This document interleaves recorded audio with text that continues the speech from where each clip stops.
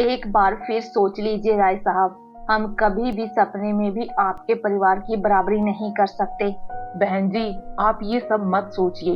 अजय से पहली मुलाकात के बाद ही मुझे विश्वास हो गया था कि उससे अच्छा पति और आप लोगों से अच्छा परिवार मेरी बेटी के लिए कोई हो ही नहीं सकता।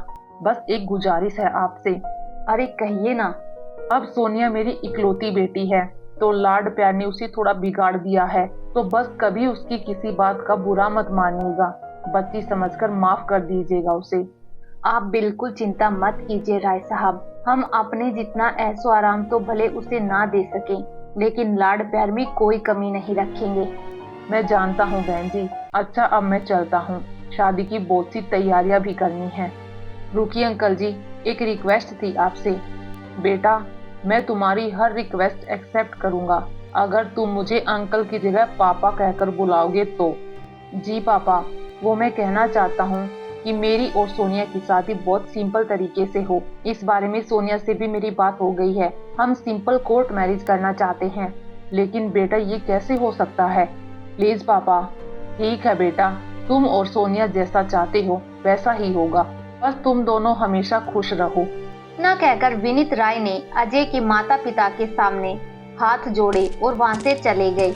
दरअसल विनीत राय एक जाने माने बिजनेसमैन थे और यहाँ उनकी इकलौती बेटी सोनिया की शादी की बात हो रही थी। खास बात यह थी कि इतना अमीर आदमी अपनी इकलौती बेटी का रिश्ता एक ऐसे घर में कर रहा था जो हैसियत में उनसे बहुत ही कम था। अजय एक प्राइवेट कंपनी में जॉब करता था और उसकी सैलरी से बस घर का खर्चा ही चल पाता था। लेकिन जब से अजय को पता चला था कि उसके पिता के ब्रेन में ट्यूमर है, से अजय के दिन का चैन और रातों की नींद गायब हो गई थी। इसी बीच उसकी जिंदगी में सोनिया ने एंट्री ली और अब सब बदलने वाला था। अजय, और कितना वेट करना पड़ेगा मुझे यहाँ पर? 2 मिनट। माँ, प्लीज थोड़ा जल्दी करिए ना। हाँ बेटा, बस अभी लाई, मैं पूजा की थाली मंदिर में रखकर भूल गई हूँ। हाँ, अब सब ठीक है। बहू, अब तुम इस कलश को अपने पैर से गिराकर अंदर प्रवेश करो। ओह गॉड, ये सब कब खत्म होगा? ये देखकर विभा कुछ कहती उससे पहले ही अजय ने उससे कहा, माँ, जल्दी से आरती करो ना, अब मेरी तबीयत कुछ ठीक नहीं लग रही है। अरे ऐसे कैसे, रुक जा थोड़ी। शादी की रस्म तो वैसे भी तुम दोनों ने होने नहीं दी, अब कम से कम बहू का गृह प्रवेश तो अच्छे से हो जाने दे। बहू, तुम 1 मिनट रुको, मैं तुम्हारी आरती उतारती हूँ। बस करो आंटी जी, ये सब मुझसे नहीं होगा। ऐसे ही एक तो इतनी गर्मी है यहाँ पर, ऊपर से ये नाटक ही खत्म नहीं हो रहे तुम्हारे। अजय, मेरा रूम किधर है? अजय ने फौरन घर के सबसे बड़े कमरे की तरफ इशारा कर दिया और सोनिया भी तुरंत उस कमरे की तरफ बढ़ गई। हाँ, सोनिया की तरफ से मैं माफी मांगता हूँ आपसे। अरे बेटा, कोई बात नहीं। तू बहू को देख कर आ, कहीं उसे कोई परेशानी न हो जाए। इसके बाद अजय सिर झुकाकर उसी कमरे की तरफ बढ़ गया जिसमें सोनिया गई थी। वो सोनिया की हरकत पर शर्मिंदा था और अंदर जाकर वो सोनिया से कुछ कहता उससे पहले ही सोनिया उल्टा उस पर भड़क गई। ये सब क्या है अजय? कहाँ रहूंगी मैं? यहाँ तो एसी भी नहीं है और ये कितना छोटा कमरा है। ये इंटीरियर भी कितना बेकार है इस रूम का। सोनिया, तुम भूल रही हो कि तुम अपने पापा के घर में नहीं हो। ये हमारे घर का सबसे अच्छा और बड़ा कमरा है जो तुम्हें और मुझे दिया गया है रहने के लिए। ओ मिस्टर, मैं कुछ नहीं भूली हूँ, कि लगता है तुम्हारी याददाश्त ठीक करनी पड़ेगी मुझे। सोनिया की बातें पूरी होने से पहले ही वहाँ अजय की माँ विभा चाय और नाश्ता लेकर आ जाती है, जिसे देखकर सोनिया चुप हो गई और अजय ने चाय की ट्रे अपने हाथ में लेकर कहा, अरे माँ, मैं कर लेता ना। कोई बात नहीं बेटा, सब ठीक तो है ना? हाँ, सब ठीक है माँ, बस वो सोनिया थोड़ी थक गई है तो आराम करना चाहती है। अब आप जाओ, आप भी आराम करो। इतना कहकर अजय अपनी माँ को उसके कमरे में छोड़ने चला गया। सोनिया, हमारी बात हुई थी ना कि बस थोड़े दिन के लिए तुम एडजस्ट कर लो। देखो अजय, मुझे यहाँ कुछ ही महीने रहना है, तो प्लीज तुम थोड़ा एडजस्ट कर लो। सबसे पहले तो अपनी माँ को समझाओ कि मेरी सास बनने की कोशिश ना करे और इस रूम का कुछ करो प्लीज। ठीक है, आप अभी सो जाओ, मैं कल कुछ करता हूँ। इतना कहकर अजय ने बिस्तर से एक तकिया उठाया और नीचे फर्श पर जाकर लेट गया। सोनिया भी बड़बड़ाते हुए बिस्तर पर सो गई और फिर अगले दिन, बेटा, ये तुम क्या खरीद के लाए हो? हाँ पापा, वो सोनिया को आदत नहीं है ना बिना एसी के रहने की, तो इसलिए लेना पड़ा। अरे तुम मुझसे कहते, तुम्हारा पहले ही इतना खर्चा हो गया है। रुको, अभी मैं बैंक जाकर पैसे लेकर आता हूँ।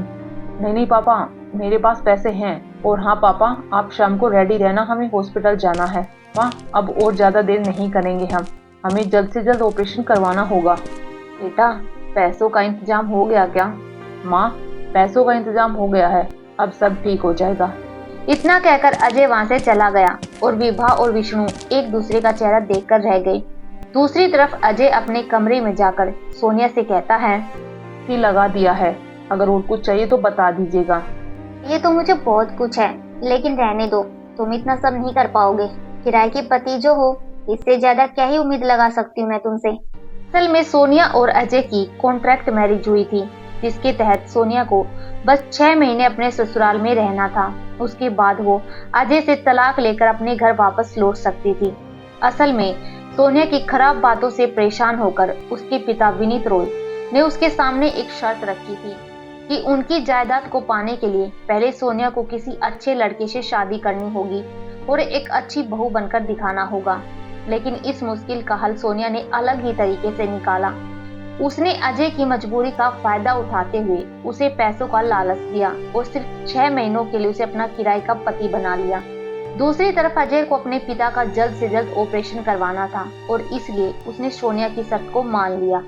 लेकिन यह बात सोनिया और अजय के अलावा और कोई नहीं जानता था और इस बात को छुपा कर रखना अब दोनों के लिए मुश्किल होता जा रहा था।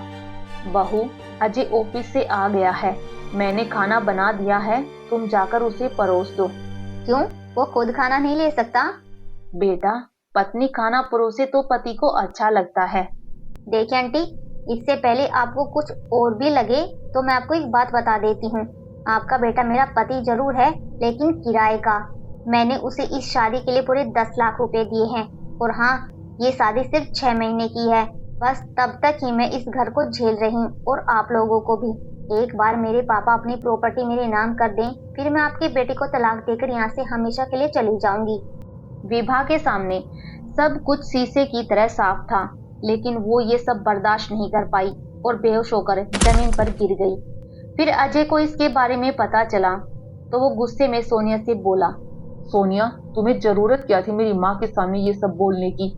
क्योंकि तुम्हारी माँ मेरे सिर पर चढ़ रही थी और वैसे भी पैसे तुमने लिए हैं, मैंने नहीं। अजय अब समझ गया था कि उसने सोनिया के रूप में बहुत बड़ी मुसीबत मोल ले ली थी, लेकिन वो भी मजबूर था, इसलिए सोनिया की सारी बदतमीजियां बर्दाश्त कर रहा था। और फिर एक दिन, थैंक यू पापा, मुझे नहीं लगा था कि इतनी जल्दी से ये पेपर साइन कर दोगे आप। मुझे कुछ बताना था आपको। यही ना कि अब तुम्हारा अपने ससुराल से कोई रिश्ता नहीं रहा। अच्छा हुआ बेटा, तुम अजय और उसके घर के लायक हो भी नहीं। तुम्हें जल्दी वापस बुलाने के लिए ये पेपर साइन किए हैं। तो इसका मतलब अजय ने आपको सब कुछ बता दिया है? बताया ही नहीं, बल्कि तुम्हारे दिए हुए 10 लाख भी वापस देकर गया है। तुम नहीं जानती कि तुमने क्या खोया है। अजय लाखों में एक लड़का है, वो अपने पिता के ऑपरेशन के लिए किराए का पति बनने को तैयार हो गया। तो सोचो, अपनी पत्नी के लिए वो क्या क्या कर सकता था। लेकिन अफसोस, अब न तो उसके पिता का ऑपरेशन हो सकेगा और न ही तुम्हें सुधारने की मेरी ख्वाहिश पूरी हो सकेगी। अपने पिता की बात सुनकर सोनिया को धक्का लगा। उसे वाकई अजय के लिए बुरा लग रहा था। हाथ में पकड़ी प्रॉपर्टी के पेपर्स उसे बहुत भारी लग रहे थे, क्योंकि उसे एहसास हो गया था कि उनके बदले उसने क्या खोया है। अब उसके सामने तलाक के पेपर्स थे, लेकिन उन पर साइन करने की उसके अंदर न तो हिम्मत थी और न ही इच्छा।